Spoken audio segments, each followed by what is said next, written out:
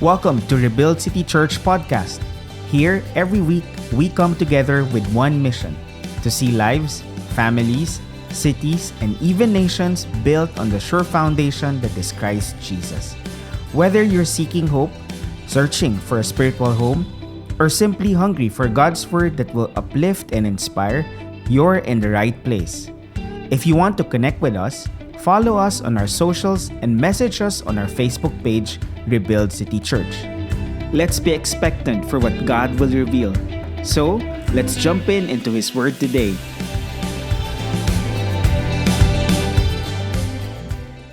I want to share God's Word with you. And I've been thinking about this for 3 weeks now. So 3 linggo to na binubuno natin at hinihingi natin kay God. And I'm excited kasi ang pag-uusapan natin ngayon, ito yung one of the things that sa tingin ko very important na maintindihan natin bawat isa.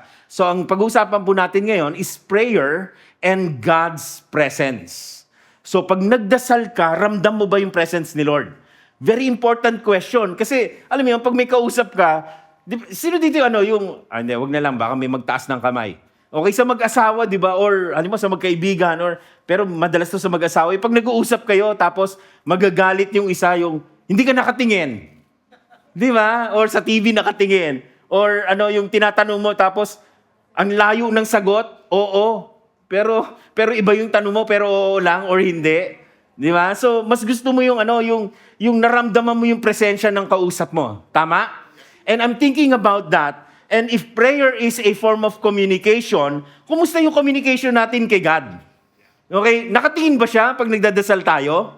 Okay? Nakikita niya ba tayo pag nagdadasal tayo? Nakakausap ba natin si God? Kinakausap ba niya tayo? So yun yung pag-uusapan natin ngayon. And while I'm thinking about this, nag-research ako ng yung paano ba yung communication ng tao, lalo na pag malalayo ang distansya.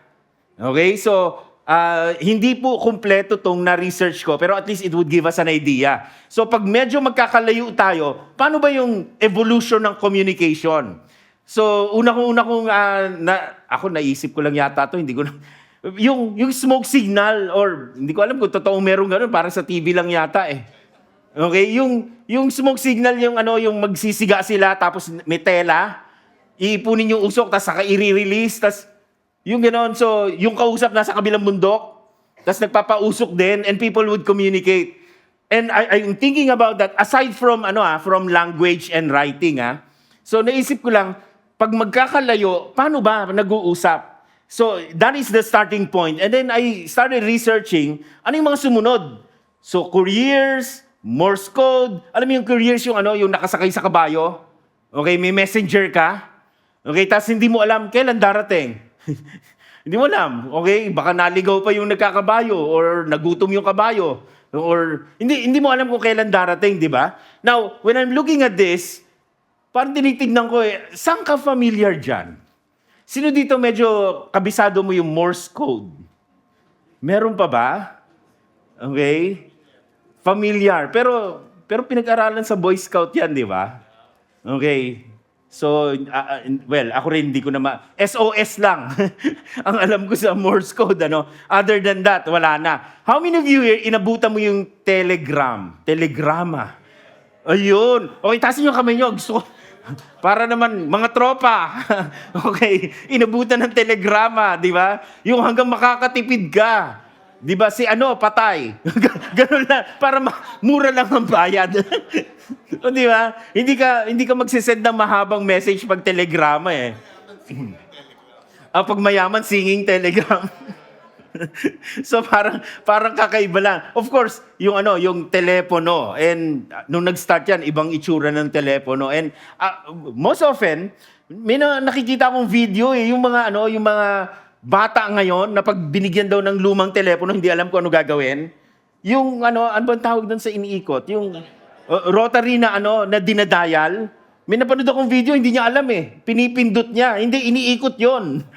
Okay? So, some of you, hindi ka makarelate. Okay lang yan. Pero marami sa amin, sa atin, na inabutan pa yung telepono. How about this? Pager. Nagkaroon ka ng pager dati. Di ba? Di ba? Pag naglalakad ka, tapos tumunog ang pager mo, parang feeling important ka. O, kita mo, hinahanap ako. Hindi sila makaka-decide pag wala ako. Di ba? Ang sarap ng feeling, di ba? Parang pag may nagpe-page sa'yo, di ba? Nakakatuwa lang. So, iba-iba yung communication. Of course, yung iba sa inyo, majority, text messaging na. Okay? O video call na, di ba? Yan na yung inabutan nyo. And again, anong sinosolve nitong technology na to? Anong sinosolve niya na problema when it comes to communication? Ang sinosolve niya na problema is the problem of distance. Ang layo kasi nung papadala mo, nung kakausapin mo, paano mo siya makakausap? Ang layo-layo na niya. So, people have found a way to shorten the gap para ma-reach mo kagad at makausap yung dapat mong kausapin. That's what technology did. Pero ito pa rin yung tanong. Ito yung lagi nating concern. How quickly can my message be received? Gaano ba kabilis bago ba niya ma-receive yung message ko at kasabay nun, kailan siya sasagot sa akin? Di ba? Yan yung importante. Now, how many of you hindi ka mapakali pag nag-message ka tapos hindi ka pinapansin? Sin zone ka lang. Okay? Di ba? Nakaka-pressure. Di ba? Parang, okay, ano ba? Galit ba siya? Ano bang nangyayari? Ba't hindi niya ako sinasagot? And sometimes we feel that way. Again, pag magkalayo at naghihintayan ng sagot, medyo stressful yon. Now, bring that now to prayer. If prayer is communication, pakikipag-usap sa Diyos ng tao, ano yan? Ano yung dating sa atin yan? Well, ito po yung tanong natin. Can God hear me? Narinig ba ako ng Diyos? Okay, nakakarating ba yung prayer ko sa Kanya? Ay, ganun pala. Okay, nakakarating ba? Okay, lumalampas ba sa kisame? Tumatagos ba sa bubong? Okay, nakakarating ba yung prayer ko kay God? At kung nakakarating, kailan naman babalik yung sagot? Kailan darating yung sagot niya? And so, we have this problem of distance. Kasi nga, hindi mo nakikita yung kausap mo eh. Di ba? Lalo na, naalala ko nung bata ko, yung may mga auntie ako, uncle na nasa ibang bansa. Tapos alam niyo, yung gumagawa kayo yung sa cassette tape, nagre-record kayo. Grabe, traumatic sa akin yun nung bata ako. Kasi sabihin na nanay ko, magsalita ka, batiin mo yung uncle mo. Hindi ko naman siya kilala. Uncle, kumusta na po? Kumusta po yung trabaho? So, ang hirap, di ba? Kasi hindi mo naman nakikita at hindi mo kilala yung kausap mo. Ang hirap ng ganun, di ba? O, mas traumatic sa mga iba kong kapatid. Alam mo yun, yung, kumanta ka, sige, di ba magaling ka kumanta? So, kakanta ka doon, nire-record sa cassette, tapos papadala doon na nasa Saudi, nasa US, di ba? So, ang hirap kasi hindi mo nakikita yung kausap mo. And when it comes to prayer, many times we feel the same way. Bet ang hirap magdasal, hindi mo nakikita si Lord eh. Nasaan ba siya? Okay, pag pumikit ba ako, mag-a-appear ba siya? Wala, puro dilim lang to. Puro itim lang nakikita ko pag pumikit ako. Nasaan ba si Lord? And so, if this is our concern, well, guess what? Si Lord, naisip niya rin yan eh. In fact, sa Bible, He made sure na merong manifest presence siya. So, pag tinignan natin yung Bible, kailan kaya nagkaroon ng pagkakataon na si God, makikita mo na nandyan siya? Hindi yung actual na siya, pero alam mo, yan yung presence niya. Okay, I'm talking about the pillar of fire by night and the pillar of cloud by day that guided the Israelites. So, yung mga Israelites, pagkagaling nila, nung niligtas sila ni God from Egypt, from slavery, nagkaroon na sila ng freedom, pupunta sila sa Promised Land. Pupunta sila sa Promised Land, okay? Ngayon, syempre, hindi nila kilala si God eh. Sino ba yung Diyos na yan? Hindi nila alam. Okay, so, ang kausap lang niya si Moses. Kami, kumbaga ako yung part ng Israelites, sino ba yung God na? Hindi ko alam. Pero gusto niya, umalis kami. Saan daw tayo pupunta? Sa Promised Land. Saan yon? Sa Canaan. May nakatira dun eh. Paano yung papaalisin natin? So, ang daming questions. So, God had to make sure na i-build yung faith nila and there is now this manifest presence.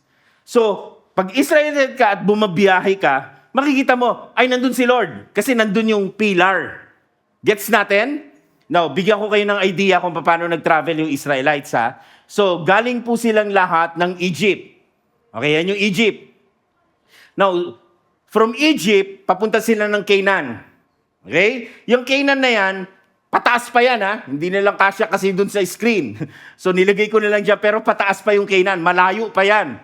Now, from Egypt, pupunta ka ng Canaan, meron pong tinatawag na trade route. Ito yung daanan, ito talaga yung kumbaga may kalsada. In our terms today, of course, wala kalsada ng time na, pero may daanan. So kung pupunta ka ng Canaan from Egypt, dito ang daan mo. Pataas yan. Okay? So doon sila dadali ni Lord.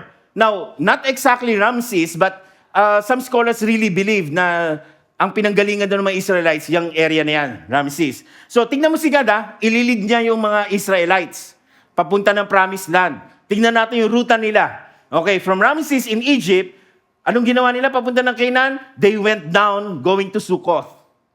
Pagdating ng Succoth, biyahe uli, papunta ng Etham. Nagka-camp po sila dyan, Succoth and then Etham. Now, from Etham, kung ikaw yung tour guide nila, okay? Kung ikaw yung naglilid ng grupo, anong next na gagawin mo? Papanik ka na pataas. Tama? Pero God did not allow them to go there. Hindi sila pumanik. So saan sila pumunta? Okay? Bumaba pa ulit sa Pi Hahiroth. Okay, so dyan sa lugar na yan, between Migdol and the Red Sea, dyan sila nag-camp. Okay? Now, pag tinignan mo, Lord, sandali lang. Parang naliligaw ka yata Okay, i-on off mo nga yung wifi mo, yung GPS hindi nag-work Di ba parang ganon? Bakit parang naliligaw ka, Lord? And yet, may plano pala si God. So ang plano ni Lord, from this area, yung last camp nila, they had to cross the Red Sea on foot. Di ba? So anong ibig sabihin? Pag tinignan mo yan, bakit kailangan silang mag-cross ng Red Sea? Kasi ang habol ni Lord, listen to this importante ito. Ang habol ni Lord, hindi lang para bigyan sila ng freedom, ng kalayaan. Ang habol ni Lord, God also wants to destroy their enemies. Ano ibig sabihin? Bilang mga Kristiyano ngayon, kapatid, ang habol ni Lord, hindi ka lang iligtas. Kung hindi, wasakin, baklasin, tanggalin sa buhay mo, lahat na nakakasira sa'yo. Guess natin? Okay, so minsan hindi mo maintindihan, Lord, ba't kailangan kong harapin to? Parang Red Sea to. Ang sasabihin sa'yo ni Lord, anak, kailangan mo yan kasi may mga tinatanggal ako sa buhay mo. Gets? Galing ni Lord, ano? Now, eto yung tanong. Saan una nag-appear yung pillar of cloud and pillar of fire? Saan kaya? Dito, okay? Sa Succoth going to Etham. Okay, dyan lang nag-appear yung manifest presence ni Lord. Now, nung inaaral ko to, sabi ko, Lord, bakit hindi sa Ramses? Bakit hindi? Simula ng journey Bakit hindi ka doon una nag-appear? And I don't know, wala po akong na-research na sagot. I just felt like ito yung gustong ituro sa akin ni God. I want to share it with you.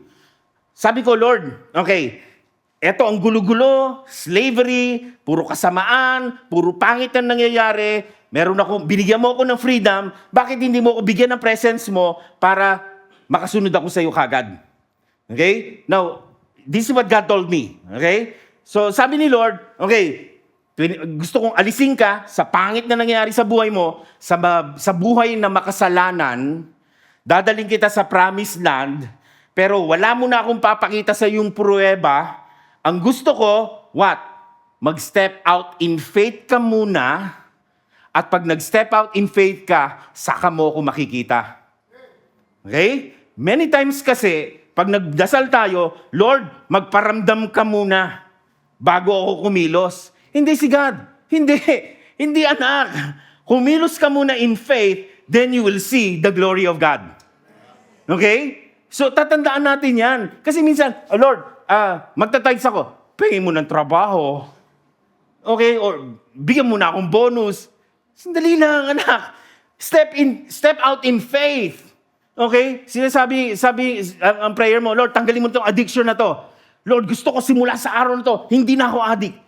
Okay? Itapon mo muna yung mga bagay kasi na ginagamit mo sa addiction mo na yan. Step out in faith. Ikaw mismo, gumawa ka ng paraan, layo ka muna dyan sa kasalanan. And as you do that, guess what happens? You see now the glory of God. Mas lilinaw. Ito pala si God, dito pala kami pupunta. Yes natin kung ano yung ginagawa ni Lord? Now, tignan natin ha. So, nagta-travel na sila from Succoth, being led by the pillar of fire and the pillar of cloud, to Etham, from Etham to Pi-Hahiroth. Tapos nag-camp sila doon. So, ganito. Ano yung nangyari next? Exodus 14, verse 19. Then the angel of God, who was going before the host of Israel, moved and went behind them. So before, nasa harapan, lumipat sa likod. And the pillar of cloud moved before them, sa harapan, and stood behind them. Next verse 20, coming between the host of Egypt and the host of Israel. And there was the cloud and the darkness, and it lit up the night without one coming near the other all night. So ano nangyayari?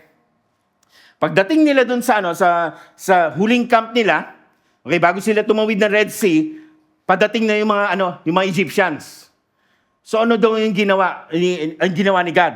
Yung nagli-lead sa kanila na pillar, manifested presence of God, sa harapan, pumunta sa likuran. Bakit kailangan pumunta sa likuran? Para humarang dahil padating yung enemy. Yes natin? So ano yung sinasabi ni Lord? God's manifest presence moved and remained where they needed Him most. Ano ibig sabihin sa buhay natin? Kapatid, yung presensya ni Lord, naandun siya kung saan mo siya mas kailangan. Ano ibig sabihin? Kung may problema ka, Lord, may sakit ako ngayon. God, nasaan ka? Hindi, kapatid. Ang sabi sa Bible, kung may sakit ka ngayon, ito yung time na need mo siya, kung saan mo siya need, naandun siya. So, ibig sabihin, pag may pangangailangan ka, ang prayer mo, Lord, salamat kasi alam ko nandito ka na. Kasama na kita kaagad. Okay? Huwag kayong parang, Lord, nasaan ka? Lord, asan ang pambayad? God, paano ba? Sino ba magpapautang? Ano ba pwede isangla? Hindi. Si Lord na andyan, ni-ready niya na lahat yan para sa'yo. Naintindihan natin? Bigyan ko kayo ng illustration para mas makuha natin. Okay? So parang ganito, yung nangyari sa mga Israelites. Si Moses leading the Israelites now. From Egypt, biyahe. Parang ganito. Okay, biyahe sila. Yan. Alright? Biyahe. Tapos hinto sila dun sa Migdol, between Migdol and Red Sea, in Pi-Hahiroth. Tapos, pagkadating nila, pagka-camp nila, ano yung kaharap nila? The Red Sea. Now, kung ikaw si Moses, parang naligaw yata tayo, ba tayo napunta sa dagat? Okay? At natrap tayo kasi, okay, dagat to saan? Wala nang daanan dito, wala nang lupa, wala rin tayong bangka, wala tayong barko. So, ano gagawin natin? And yet, they know they are exactly where God wanted them to be. Why? All along, they are being led by the presence of God. Okay? So, nandyan. So, alam nila, tama to. Bakit? Kasi nandito si Lord. Ano yung problemang sumunod? Ang problema, nagdatingan yung kalaban. Eto na, yung mga Egyptians. So eto, tignan nyo ha, anong ginawa ng presence ni Lord? From the front, it went... Okay, na-preempt yun. Okay, na-double pindot yun. So from the front, lumipat sa likuran. Okay? So what is God telling you? I'm able to lead you, but if you need and the enemy comes in against you, I have your back. Nandun ako. Okay? So ano nangyari? Yung Red Sea biglang bumukas. Okay? So and I want this for us to understand na kapatid, sobrang importante ito na maintindihan natin. When the enemy comes against you, what do you do? What do you do? You allow God to come between you and your enemy. Gets? Okay? Huwag mong hayaan na yung enemy makatawid at tirahin ka at tamaan ka. Hayaan mo si Lord pumagitna sa inyong dalawa. Okay? Pag pumagitna, alam mo yung tawag sa Bible dyan? May tawag dyan. Okay? Kung sino si Lord? Advocate. When the enemy comes, accusing you, telling you you're wrong, lahat ng condemnation, lahat ng allegation, ibubuhos niya sa'yo, let God be your advocate. Okay? Kung may nagdedemanda sa'yo, parang ganon, Si Lord ang lawyer mo. Tama-tama si Attorney Jay nandito. Okay, so may lawyer ka. Sino yon? Si God. Alam mo yung problema natin? Many times, we try to face problems on our own. Yan yon. Kapatid, huwag mong gawin yan. May talo ka dyan. Okay? Pag may problema ka, alam mo yung gagawin mo? Allow God to represent you and face the enemy. Don't fight the enemy on your own, kapatid. Mahirapan ka dyan. Again, may talo ka dyan. Pero pag si Lord ang humarap sa problema, tapos ang problema. Amen? So ano yung tinuturo ng Bible? This is about prayer and the problems that we face. Ano yung key sa prayer? Ang key is this, God's presence. Nandyan yung labanan. Ramdam mo ba yung presence ni Lord? Naandyan ba siya ngayon? Kasi kung hindi mo nararamdaman, ako kapatid, medyo mahirap yan. Pag nagdasal ka, naramdam mo ba na narinig ka ni Lord? Naramdaman mo ba na nagkaroon ka ba ng confidence na pagdating mo mag-pray, ay okay na ako. Bakit? Nag-pray na ako eh. Nakarinig ka na ng taong ganon? Kumusta ka? Balita kong dami mo ng problema. Hindi, okay na ako. Ha? Paano? Nag-pray ako eh. When you come into the presence of God, naramdaman mo eh. Naramdaman mo yung presence niya eh. Nakausap mo siya eh. Binigyan ka ng confidence. Lalabas ka, may confidence ngayon. Now, let's bring this to the New Testament. Kasi nga, eto na, si Jesus, magtuturo. Nasa siya, yung tinatawag natin na Sermon on the Mount. Okay? So, ang dami niyang tinuturo. One of the topics is about prayer. So, nagturo si Jesus about prayer. So, Matthew chapter 6, verse 5. Sabi niya, and when you pray, you must not be like the hypocrites. For they love to stand and pray in the synagogues and at the street corners, that they may be seen by others. Truly, I say to you, they have received their reward. So sabi ni Jesus, yung prayer, importante yan. Gawin nyo yan. Kaya lang, huwag nyo siyang gawin para ipakita sa iba na magaling ka mag-pray. Don't do it for show. Okay? Kasi it's so easy na minsan, alam mo yun, pag bago kang Kristiyano, sobrang excited ka magdasal di ba? Naalala ko noon, lahat pinagdadasal ko, pati yung sasakyan kong jeep Okay?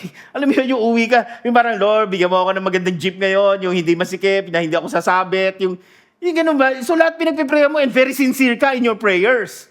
Pero habang tumatagal, what happens? It becomes for show. Lalo na pag sa church. O magpipray daw tayo. Ay, grabe. Meron ako mga kakilala pag prayer time, yung corporate. Grabe. Pag nagpray, biglang nagbabago boses Oh, Panginoong Diyos. Makapangyarihan sa lahat. Parang, sino to? Ano nangyari? Hindi mo alam, ano ba to? Naposes ba to? Di ba? Minsan kasi it's for show. Yung iba naman, gagamitan ka ng mga theological terms. God, when the rapture comes, and all these eschatological things will begin to happen. And the mark of the beast, parang napunta ka na sa mark of the beast. Ano ba yan? Kakain lang tayo, anak. Di ba? Parang, antindi mo naman. Kakain lang tayo for the prayer, for the food lang to So, minsan, sa totoo lang naman, nangyayari rin sa atin to And I feel it. I feel it. I know it. I experience it as well. Naalala ko nung bagong Christian pa lang ako. Grabe, attend ako ng prayer meeting dun sa, yung sa church. And then, grupo-grupo kami. Tapos napunta ako sa grupo na may pastor. Tapos bago lang ako. Tapos sabi ko, naku, paano ba to? Paano ba mag-pray? Nakakaya kay pastor. Tapos sabi ko, time ko na. Kasi paikot Yung alam mo yung, may nagpe-pray na iba, wala kang pakialam sa sinasabi niya. Kasi, nire-rehearse mo yung sasabihin mo. Yung pinapractice mo na para hindi ka papalpak. Tapos time ko na Sabi ko, time to shine. Okay. Sabi ko, Lord, in the name of Jesus, teach us to love the world. Word pala. Word, hindi world. Mali pa. Mahalin yung mundo, hindi salita ni God. Mali pa. So, I know what I'm saying when sometimes we pray and it's for show. Yan yung sinasabi ni Jesus, huwag kang maging hypocrite. Mas simple yan, mas heartfelt yan, galing sa puso mo yan, mas maganda yan.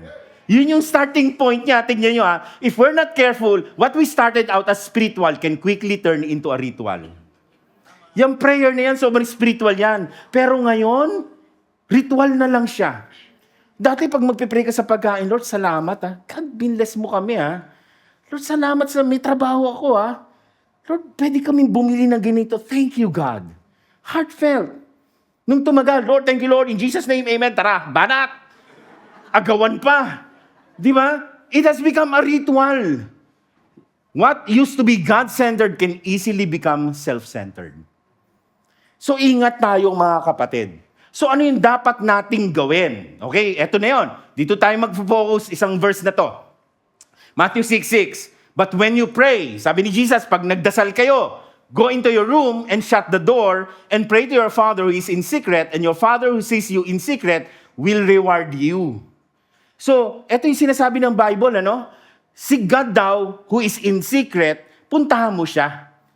And nung binasa ko to, shut the door and pray to your Father who is in secret. And I agree. Many times, pag nagdadasal ako, parang, Lord, hindi kita ramdam. Yung parang, nasaan ka, Lord? Hindi naman sa dahil tinataguan ka ni God, pero sometimes nangyayari lang yan. Our God is a God who is in secret. Bakit? Bakit ba? Parang minsan natatanong ka, Lord, bakit may mga sikreto pa kasi?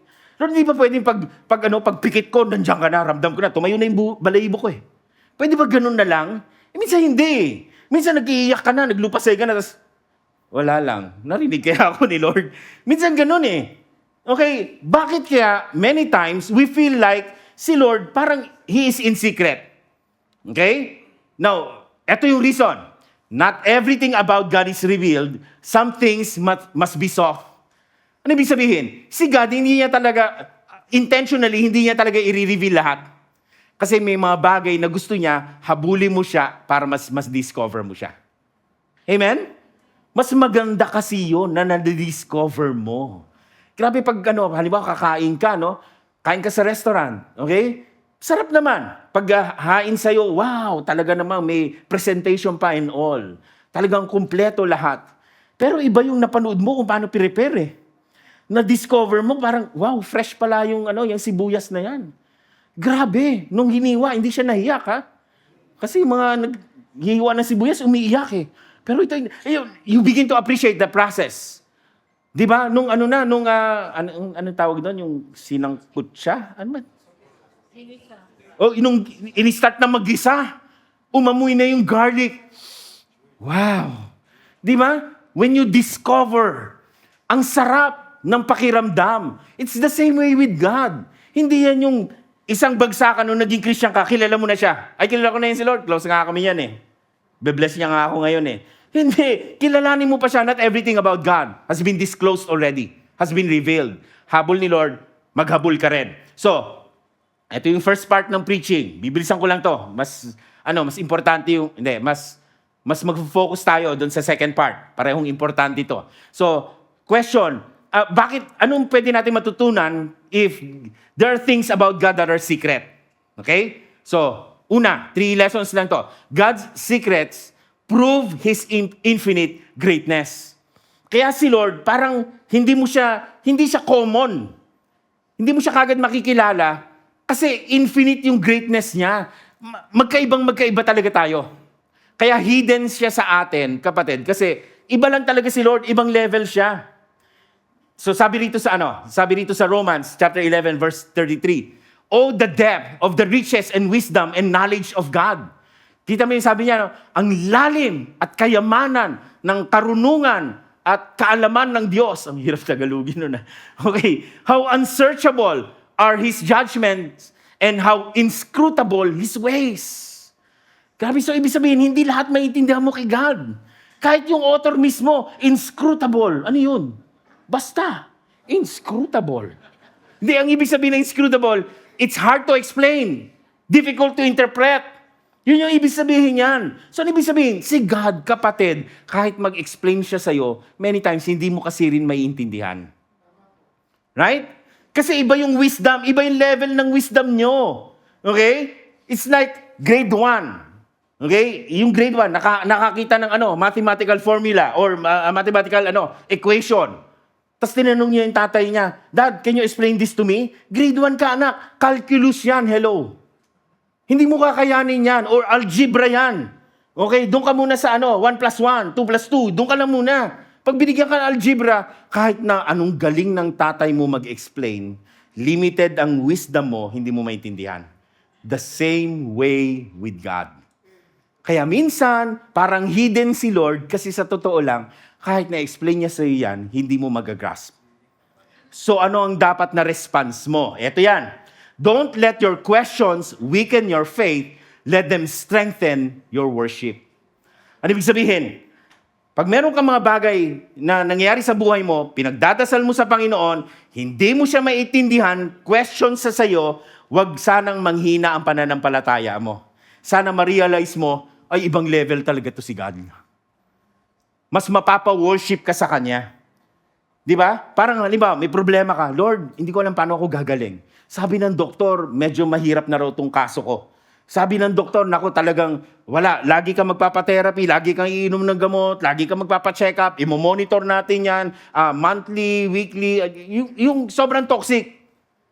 And then you begin to ask, Lord, bakit ganon? Hindi ko maintindihan. Di ba kala ko kaya mo akong pagalingin? And then you look at God, kay Lord, simple lang to eh. Kaya niya to eh. And so how do you now respond? You respond by trusting Him. Lord, mahirap para sa tao. Ang sabi mo, what is impossible with man, it's not impossible with you. Okay? So Lord, magtitiwala ako sa iyo. Now, you begin to worship God. Same situation, hindi ka nagre-reklamo na ang hirap, na pa-worship ka kay Lord. Intindihan natin? Second lesson about this. God's secrets remind us to seek and grow deeper in Him. Kaya medyo mahirap yan at hidden sa atin yan kasi gusto ni Lord, mag-effort ka naman para mag-grow ka rin bilang Kristiyano. Sabi sa Hosea, chapter 6, verse 3, let us know, let us press on. Press on tayo. Mag-effort tayo to know the Lord. His going out is sure as the dawn. Sigurado namang darating. He will come to us as the showers, as the spring rains that water the earth. Sigurado namang may revelation. Ang kulang lang yung pagsisik natin. Magsik tayo kay God. Makikilala natin siya. Okay? So, ano ibig sabihin niyan? The deeper things of God are not hidden from us, but hidden for us, waiting to be sought. So, hindi tinago ni Lord yan kasi madamot siya, hindi. Tinatago ni Lord yan kasi mas gusto niya mag-effort kang lumapit. Di ba? Alam mo yung mga tatay na minsan may pasalubong, tas anak, may pasalubong ako, nakalagay sa likod. Di ba? Tas ikaw na anak na talagang, Dad, ano yan, tas hahilahin mo yung kamay. Di ba? Nag-e-effort. Hindi yung anak na, anak, may pasalubong ako sa'yo, tinatago mo sa likod. Tas, can you imagine kung ang reaction ng anak? Tinatago mo, ayaw mo pala, bahala ka dyan. And yet many times we act like that before God. Uy, pilitin mo naman siya, Lord, gusto kong masilip, hilahin mo naman, lapitan mo, punta ka sa likod niya, hilahin mo yung kamay, mag-effort ka. Madidiscover mo kung sino si Lord. Amen? Okay, last one about the deeper things of God. God's secrets are His invitation for us to come to Him. So huwag kang ma-frustrate. Pag hindi mo alam ang nangyayari, kapatid, ini-invite ka ni Lord. Okay, lapit ka, invitation yan. Hindi yan, it's not like God is turning you away. Hindi sinasabi ni Lord, ayoko sa'yo, hindi kita type, may favorite akong iba. Hindi. Sinasabi ni Lord, mas lumapit ka. Invitation to. Look at this, Jeremiah 33 verse 3. I like this. Call to me, tawag ka sa akin, and I will answer you, sasagot ako, and will tell you great and hidden things that you have not known. Grabe si Lord, ano? Ini-invite niya tayo. Sabi niya, lapit ka. Kausapin mo ko, usap tayo. May i-reveal ako sa'yo. Great things. Ito, hindi mo pa alam to. Hindi mo pa alam to. So, ini-invite tayo ni God. Kasi sobrang daming bagay na piramis siya, mga blessings na naghihintay, ikaw lang ang hinihintay. Mag-effort kang lumapit sa Kanya. Nag-i-invite si Lord. Ito, sinulat ko rito. Explain ko sa inyo. What others see as a closed door, those with faith rejoice in finding the entrance. Sometimes, nagpe-pray ka, Lord, pagalingin mo naman ako. Tapos nabasa mo yung verse sa Bible, a promise for healing.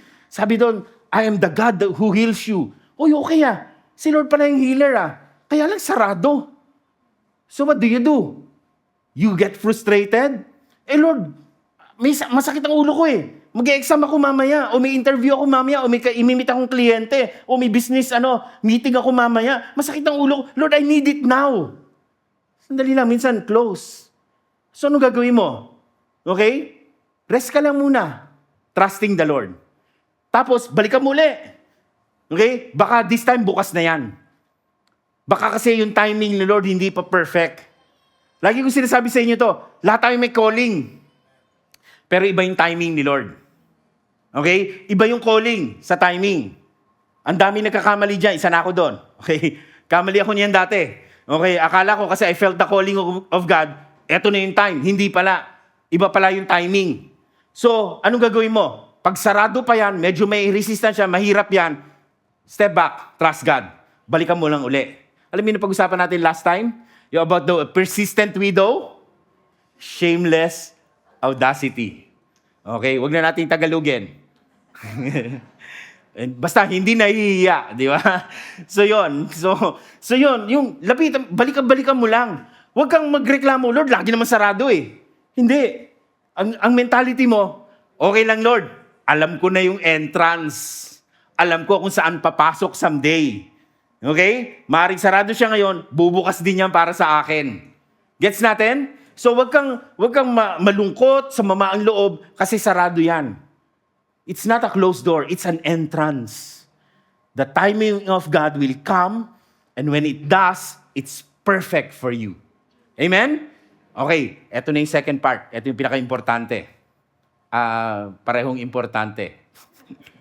Lagi ko kino-correct, Okay, sige, eto yung balikan ko yung verse 6.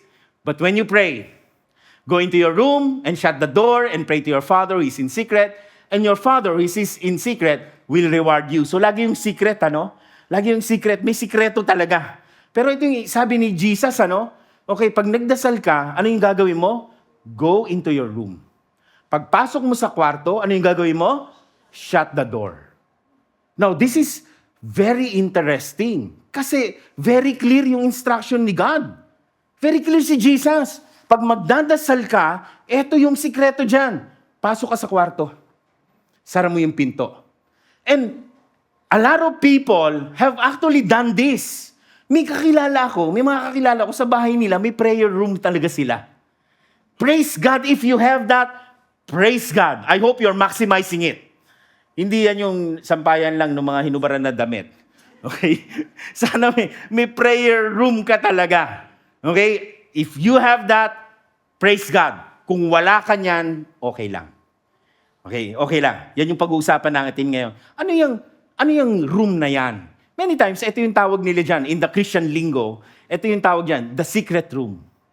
Or your prayer closet. Narinig yun na yan? Prayer closet. Okay, so may prayer closet ka ba? So, nung nabasa ko yan, magandang aralin to Itong room na to, itong prayer closet na to. So, I started looking at it. Tinignan ko po, merong Greek yan. And please bear with me Pasensya na kayo, inaral ko talaga siya. So, isi-share ko sa inyo. Medyo kapit ka lang. Nagkape ba kayo? Okay, sige. Pag medyo nahirapan ka, kurut-kurutin mo lang yung sarili mo. Okay lang yan, magigising ka rin. Secret room, prayer closet. Okay, so ito yung Greek word niyan. The Greek word is tamion. Ano ibig sabihin ng tamion? It's an inner chamber. It's a place that is also a storeroom. So nung nabasa ko to, ang ganda. It's an inner chamber, meaning to say, separate siya, exclusive siya. Para lang talaga siya sa prayer. Tapos storage room din siya. Ibig sabihin, pag sinabing storeroom, ibig sabihin, everything that is valuable to you, dun mo tinatago. Doon nandyan. Lahat ng treasure mo, lahat ng importante sa'yo, in their time, grain, wine, whatever jewelries they have, they put it there in their storeroom. So nung nabasa ko to, ang ganda ng preaching. Sabi ni Jesus, pasok ka sa kwarto. Anong kwarto yon? Yung kwarto na kung saan yung mga valuable na bagay, dun mo makikita. Sara mo. I-enjoy mo yung mga valuable, yung mga treasures na yan para sa'yo na ni-ready ni God. Ganda ng preaching, di ba? So nung sabi ko, excited ako, pwede ko i-preach to. Tapos habang nag-aaral ako, pipray ako, sabi ko, sandali lang. Praise God, this is Greek. The translation of what we're using now. Pero I asked the question, nung sinabi ni Jesus to, was he speaking in Greek? Because Jesus, during his time, he always spoke in Aramaic. So Aramaic to. So sabi ko, okay, matignan nga yung Aramaic. So nag-aral ako ng konti. Ay, hindi, konti. Isa lang. Baka sabihin, ang galing ni Doc Jun. Hindi po ako marunong mag-Aramaic. Hindi rin ako marunong mag-Greek. Naaral lang po siya. Okay, if you take time. Okay, so inaral ko. Sabi ko, Greek to. Translation. And then from Greek, tinranslate sa English. Pero nung sinabi ni Jesus to, ano yung eksaktong word na ginamit niya? So in Aramaic, the word is tawunok. Hindi ko alam kung tama yung pagkakapronounce ko. Pero yan na yon. Okay? So, ano ibig sabihin yan in comparison with the Greek? Well, ang common sa kanila, it's both an inner chamber. Sikreto. Hindi yan nakadisplay, yung kwarto na yan. But here's the big difference. Sa Greek, it's a storeroom for valuables. In Aramaic, it's just a private room. So the key is not what's inside the room. What you keep in the room, that's not the key. The key is in privacy. So ang sabi ni Jesus, when you pray, you go to a place when you can be privately present with God. Gets natin? Okay. So nung inaaral ko siya, maganda to ah. Tapos, inisip ko, sige, inner chamber. Alright? So, nakapunta na ako na Israel eh. 2 beses ako nagpunta doon, nakakita na ako ng mga lumang bahay nila eh, noong time ni Jesus eh. Meron ba silang inner room talaga, inner chamber? The common household of the majority of the Jewish people, wala po silang inner chamber. Wala silang mga storeroom na kagaya natin ngayon. Yung equivalent sa atin yung pantry, yung meron kang wardrobe. Walang ganon. I mean, isang kwarto lang yan sila, tapos sama-sama sila natutulog doon. So, yung inner room na to, parang sabi ko, naguluhan ako doon ah. And so, I needed to go back to the Old Testament. Pag sinabing room, ano yung intindi ng mga Jews about the room? So, nag-present ko sa inyo yung Greek, nag-Aramaic tayo ng konti, mag-Hebrew naman tayo ngayon. Okay lang ba? Okay, so eto yung Hebrew. Pambihira to ah. Okay, pahirapan. O sige, sa Hebrew, ang room is heder or hadria. Okay, so pag sinabing kwarto, yan yon, heder, hadria. Kaya lang inaral ko, sandali lang, hindi lang siya basta kwarto eh. Something that is hidden, a hiding place, a secret place. And I discovered na sa Hebrew, hindi heder, pag secret place. Hindi yan yung translation. Interestingly, ang ginagamit nilang word is shelter, in Hebrew is sether. Yan yung word yan yung word in Hebrew, yung nasa gilid niya. Yan yung sether, shelter. So ano yung sinasabi ni Jesus? Ano yung sinasabi ni Jesus? Kung gusto mo mag-pray, pasok ka sa kwarto.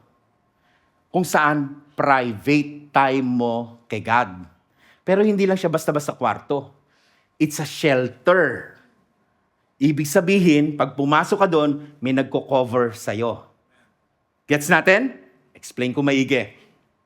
Focus tayo dito sa sa Hebrew na shelter, sether. Tignan niyo yung pagkakasulat in Hebrew Diyan tayo magfo-focus.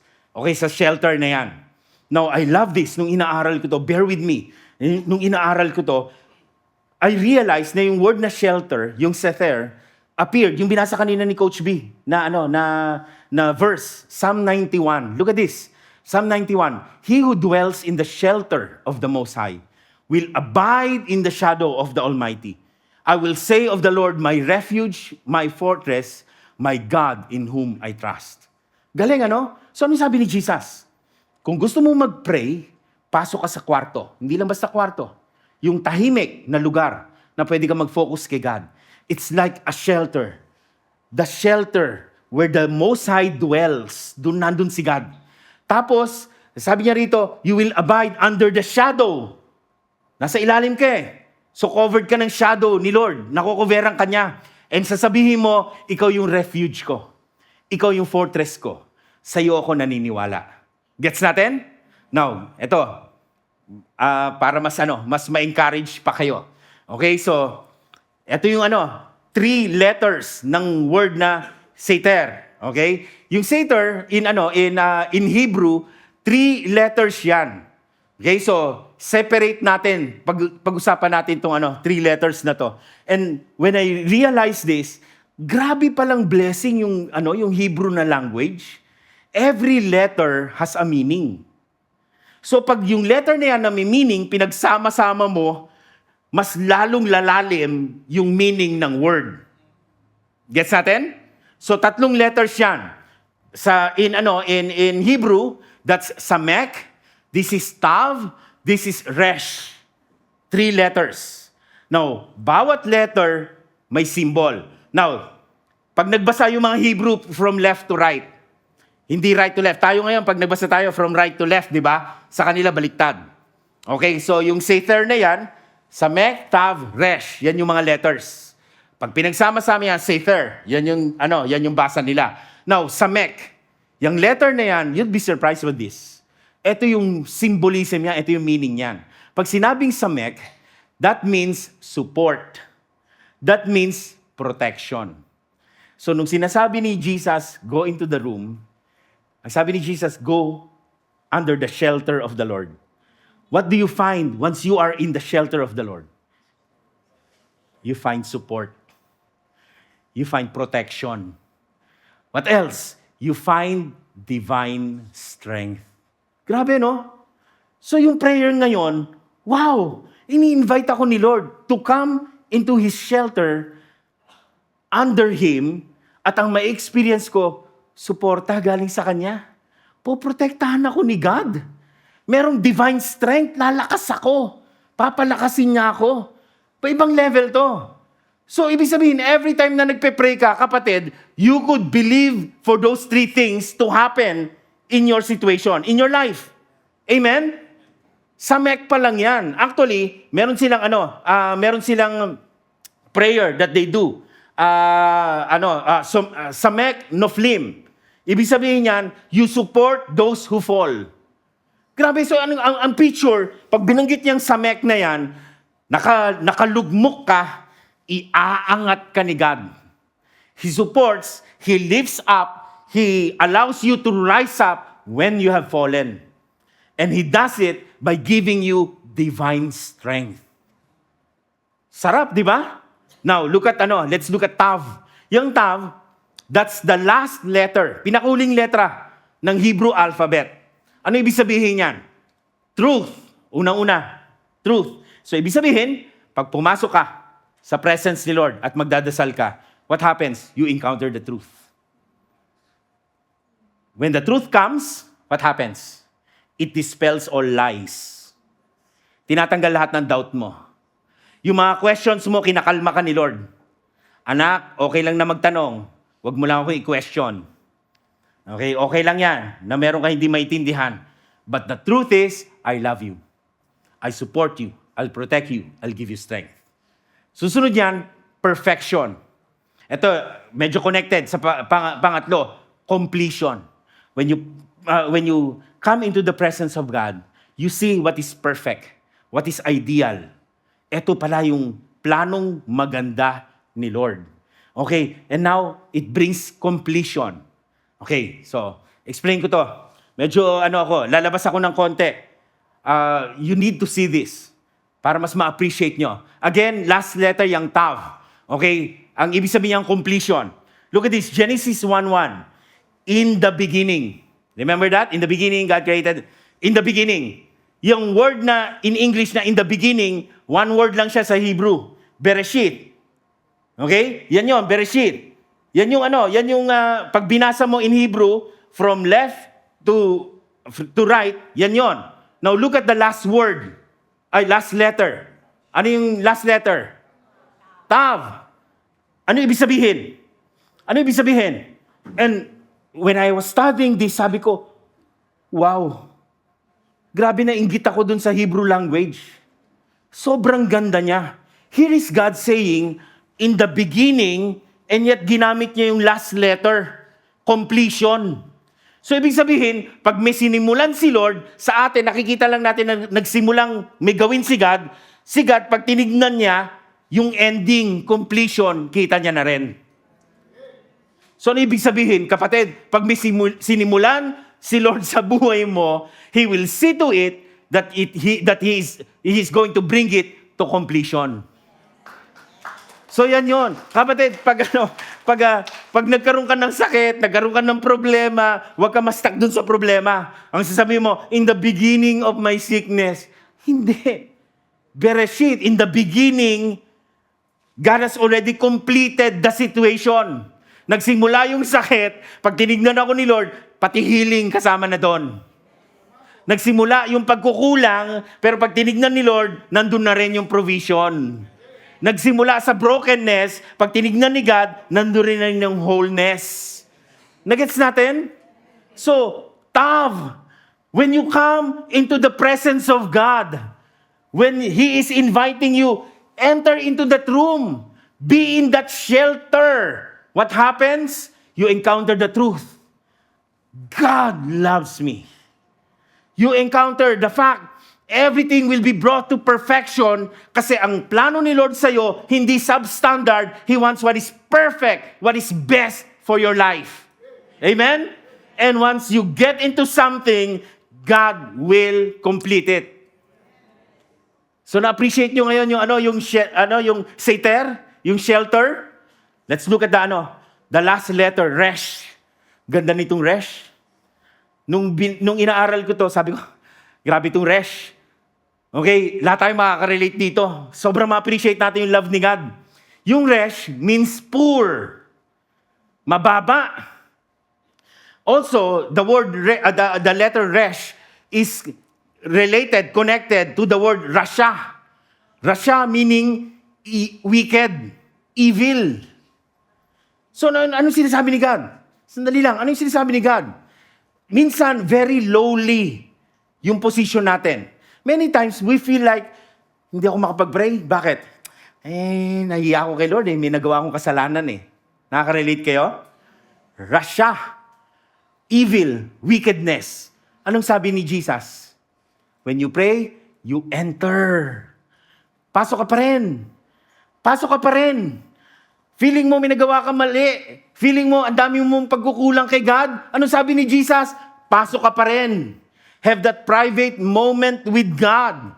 And once you are inside, what happens? Resh, yes, connected to Rasha, meaning wicked, but it's also connected to the word Rosh, meaning head. Anong ibig sabihin? Ang baba mo, makasalanan ka, ili-lift up ka ni God, hanggang sa parang head, leader ka na. So, iaangat ka ni Lord out of your dirt, out of your filthiness, out of your sinfulness. God is going to forgive you from Rasha to Rosh. So, ano ibig sabihin, kapatid? Sabi ni Jesus, kahit sino ka pa, kahit ano pang pinagdadaanan mo sa buhay, kahit ang dami mo nagawang mali, kahit ang dami mong pagkukulang, Jesus is inviting you, telling you, when you pray, get into that shelter. Samek, Tav, Resh. Amen? Now, balikan ko yung in-explain ko kanina. Sabi ko kanina, pag pumasok ka sa mga bahay ng mga Jews, walang may inner chamber doon. Wala. So, paano nila pinapractice to? Actually, yung mayayaman, meron sila. Pero I guess, nung kinakausap ni Jesus, yes, naiintindihan nila, pero paano kung mahirap ka? Paano mo i-apply? So, for the Jews, there has to be a way na ma-apply mo to. Mayaman ka, mahirap ka. So, sa mga Jews, very clear sa kanila to. To come inside the room, in a place that is secret, where there is privacy, and not only that, it's like a shelter.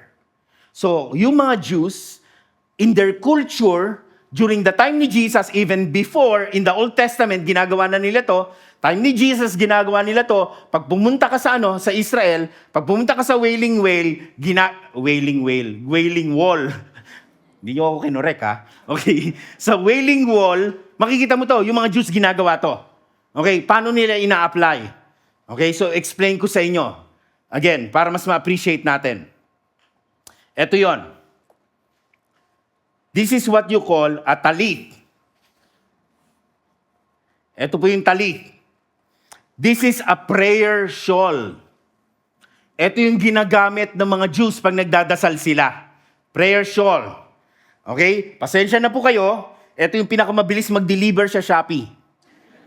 Dapat kasi, mas mahaba pa tong back nito. Usually hanggang ilalim yan.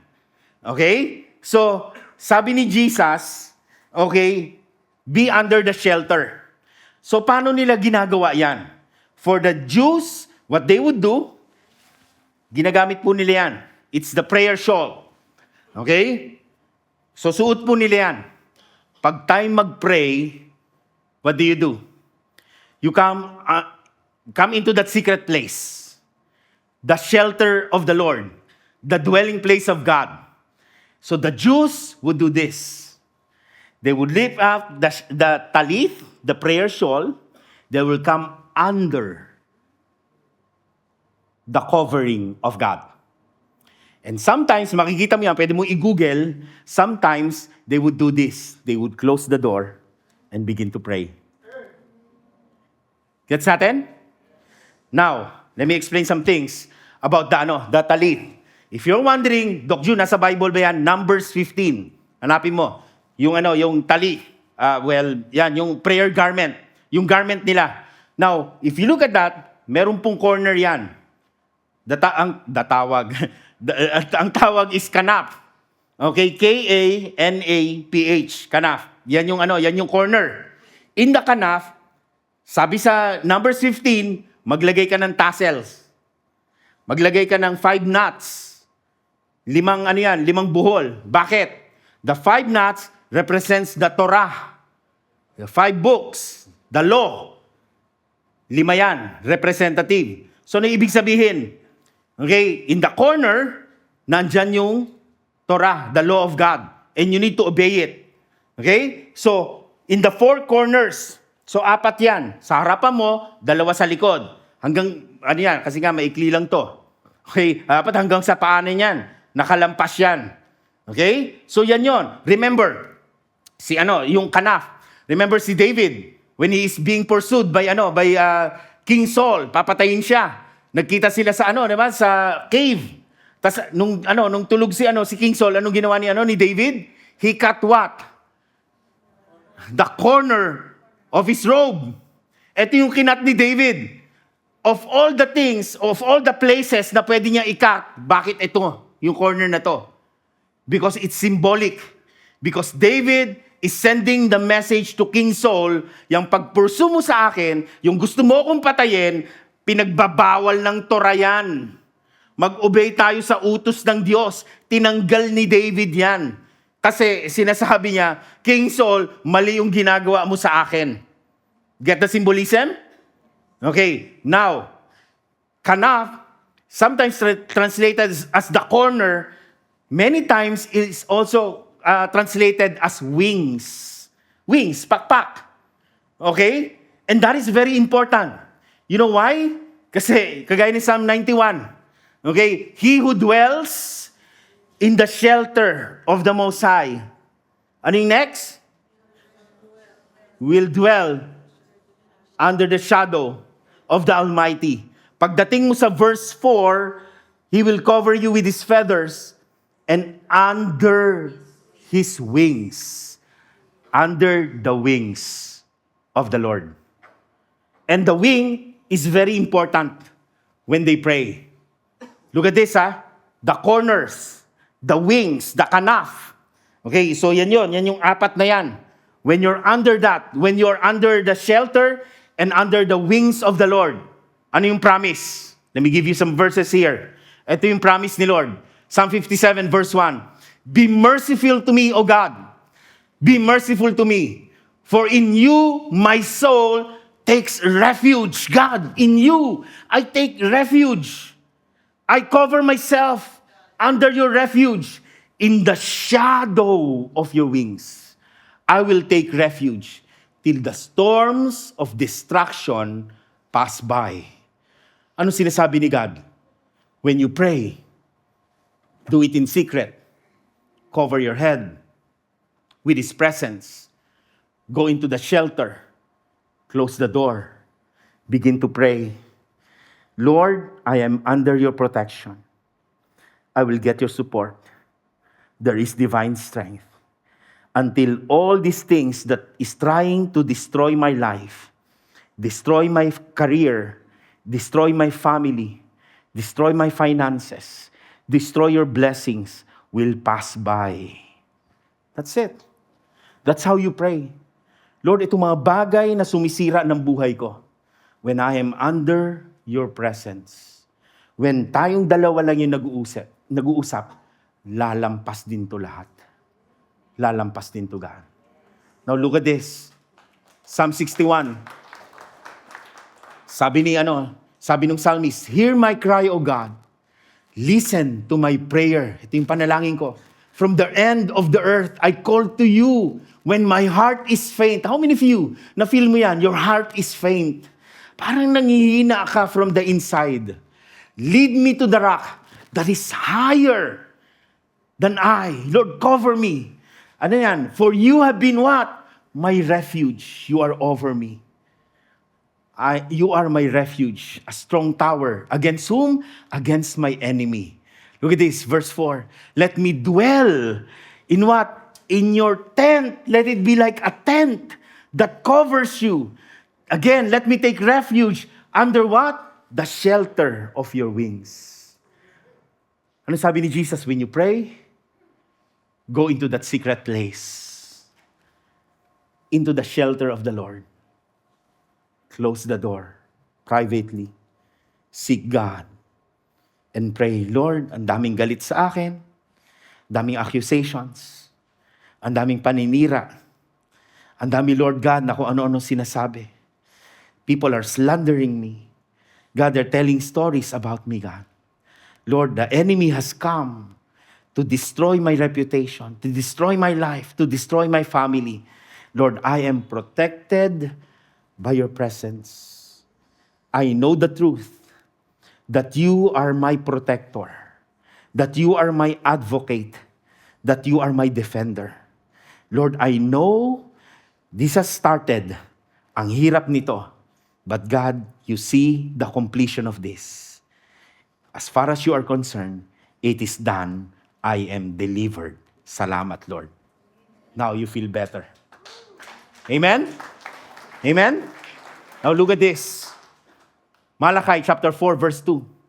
But for you who fear my name, the Son of Righteousness shall rise with healing in its wings. Grabe, healing. Again, in His wings. When you are covered, when you are inside the shelter of the Lord, the kanaf, the wings of the Lord, it covers you. And what do you find in the wings? The healing of the Lord. And so ang sabi dyan, what you will do next? You will start leaping. Nangihina ka, but then you'll start leaping. Leaping with joy, leaping with strength. Not just strength, but divine strength. Amen? So what do? You go in your refuge, in that private place, in the shelter of the Most High. You come, close the door, begin to pray. Lord, may sakit ako ngayon. Ito sabi ng doktor. Ito yung mga gamot na iniinom ko. But God, what is impossible with man is not impossible with you. With God, everything is possible. Lord, salamat, Panginoon, because you are the God who heals us. And because of that, I am in faith that my healing is on the way. And right now, I'll begin to leap, I'll begin to jump by the strength of the Lord. Because I declare in the name of Jesus, I am healed. Amen. And now, tapos yung prayer, you feel better. Inaintindihan natin? Inaintindihan natin yung tinuturo ni Lord? Sometimes, we are looking for a place. There is no special place. For as long as it can be private, then that's it. Nagets natin? Sinulat ko po rito. The power of the secret place lies in the absence of distractions. Kaya yung kapatid, powerful. You know why? Kaya nga sila, they close the door. Wala akong pakialam kung ano nangyayari. May naglalakad dyan, may nag-uusap dyan. No distractions. I'm focusing on my God. Also, the power of the secret place lies in who is there. Sino yung nandun? Si God. So in your prayer, what happens? You are spending a private moment with the Lord. Amen? Okay, tanggalin ko na to. Okay, hindi ko po sinasabing bumili kayo ng talit. At hindi ka makakapag-pray pag wala kang ganyan. Okay, ang sinasabi ko lang, find your place where you can be private with God and no distractions. Amen? Yung iba sa inyo, nag-isip ka na, may shawl ako sa bahay, pwede ba yun, Doc June? If it works for you, use it. Kung wala, magtalukbong ka ng kumot. Naalala niyo yung bata tayo, nagtatalukbong tayo pag natatakot ka? Sino dito yung pag kumikidlat dati, nagtatalukbong ka? You do that because you don't want to see the trouble outside. But now that you are a believer, you do that now to do what? To have a secret place, a private moment with the Lord. And you can begin to say, Lord, there is support. There is protection. There is divine strength from you. There is completion. And kahit na ang dami kong kasalanan, I am welcome in your presence. Amen? Now, let me end with this. Sabi ko, Lord, okay, naintindihan na namin yung invitation ni Jesus. Pasok ka. Pag nagdasal ka, pasok ka. Pasok ka, doon ka sa shelter. So, ang tanong ko, Lord, okay, pag pumasok ako, okay, anong gagawin ko doon? O syempre, pag nandun ka sa presence ni God, what do? You worship. Worship ka kay God. And then you pray. Pagkatapos kong mag-pray, ano mangyayari? Pag tapos na ako, ano mangyayari? May magbabago ba sa akin? So, paano ba yon? Okay? So, paano yung magiging itsura? And God reminded me of this wonderful story in the Bible. Remember si Mary, yung sister ni Martha? Kapatid ni Lazarus? Okay, good. Yung sabi ni Jesus, Martha, you're busy with so many things, but Mary has chosen what is best and sat at the feet of Jesus. Yon, di ba? So, si Mary. So, na-resurrect na, nabuhay muli si Lazarus. Nagkaroon ng celebration sa bahay nila. So celebration, daming invited, siguro maingay yung kwarto, siguro ang gulo-gulo. You know what Mary did? Mary got an alabaster jar of pure nard, very expensive perfume, an ointment. Dala-dala niya. Slowly, she walked, approached Jesus. Okay? Lapit kay Jesus. Alam mo yung ginawa niya?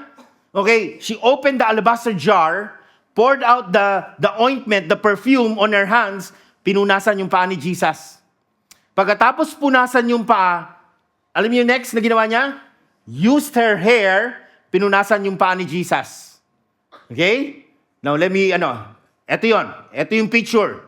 Okay, that's Mary with the alabaster jar, with a pure nard, expensive perfume, pinunas niya sa paa ni Jesus. Next thing that she does, pinunasan niya gamit yung buhok niya.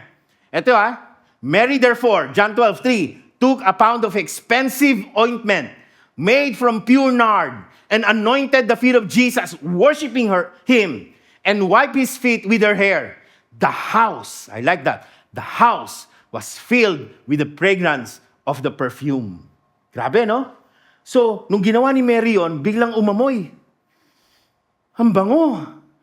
Amoy mamahalin.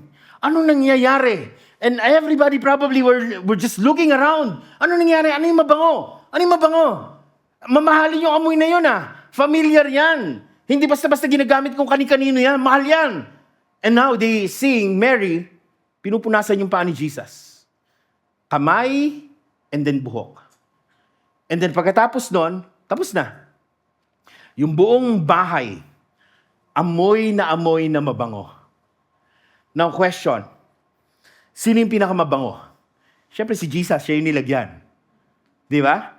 So when you worship Jesus, wow, that's pleasing aroma. The smell of victory, the smell of glory na andoon. Now when Mary stepped out, sino yung susunod na mabango?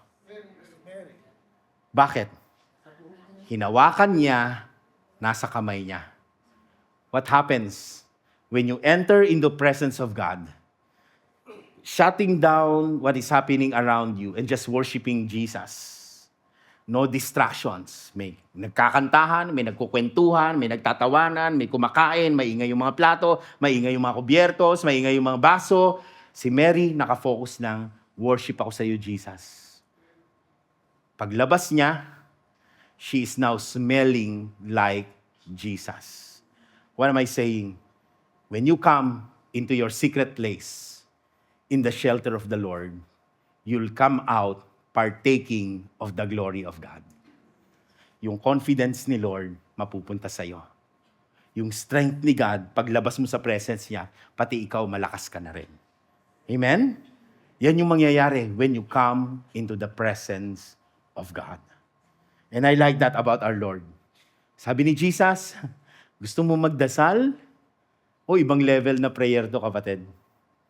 Pasok tayo sa private na lugar. Amen? Practice natin ngayon. Okay lang ba? Tayo-tayong lahat. Tayo-tayong lahat. Ito yung gagawin natin. We're going to pray. Wala tayong tali. May kamay tayo. So, anong gagawin natin? We're going to cover our eyes. And we'll begin to pray. Okay? So, pag kinover mo, ganito ha, ganito. Huwag flat. Huwag mong didiinan yung mata mo, sasakit. Pag dilat mo, asan sila? Ang labo lahat. Okay? So, huwag mong ipipress yung mata mo. Cover lang, ganyan. And let's begin to pray. This helps us focus on God. Ready? Let's all do that right now. Let's just come and have a private moment with our God.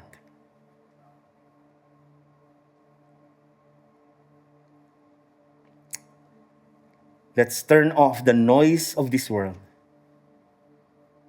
Any distractions, just leave it behind and focus on God. Hallelujah. Lord, we come before you. We are seeking you, God. Right now, we're entering, Lord, your dwelling place, the shelter of the Most High God. We come into your presence. We want to be with you, God. Right here, right now. Be with us. Be with us, Lord. Samahan mo kami, Panginoon. Samahan mo kami. Lord, thank you, Lord God.